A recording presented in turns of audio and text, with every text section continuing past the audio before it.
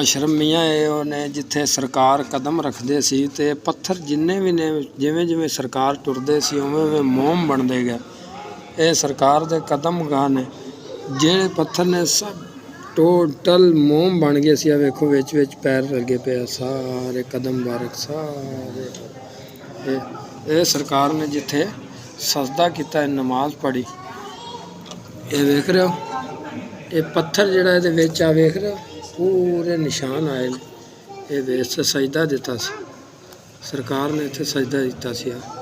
ये कदमगाह मौला अली कदमगाह माशाअल्लाह माशाअल्लाह माशाअल्लाह।